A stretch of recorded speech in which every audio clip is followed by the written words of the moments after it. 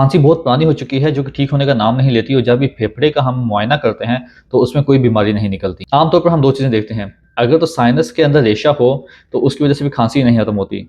इसी तरह जिन मरीजों को मैदे का मसला रहता है, उसके अंदर तेजाबियत ज़्यादा रहती है, उनकी भी खांसी जान नहीं छोड़ती। इसके अलावा बहुत सी दवाइयाँ भी खांसी का सबब बन सकती हैं, जिसमें खास तौर पर जो लोग थायराइड के लिए इंड्राल गोली इस्तेमाल करते हैं जिसमें प्रोप्रानोलोल फार्मूला आता है। इसी तरह जो लोग ब्लड प्रेशर की दवाई इस्तेमाल करते हैं जिसमें खास तौर पर नॉर्वेसिक गोली जिसके अंदर एम्लोडिपिन है या कैपोटीन जिसके अंदर कैप्टोप्रिल है, इनकी वजह से भी खांसी रहती है। वो मरीज जो कि दिल के लिए मिरोल गोली खाते हैं उन्हें भी खांसी रह सकती है। दर्द की गोली जिसमें डिक्लो, ब्रूफेन और डिस्प्रिन है, इनकी वजह से भी खांसी रह सकती है। अगर आपकी खांसी ठीक नहीं हो रही तो एक दफ़ा ईएनटी डॉक्टर या मेडिकल स्पेशलिस्ट को लाजमी दिखाएं।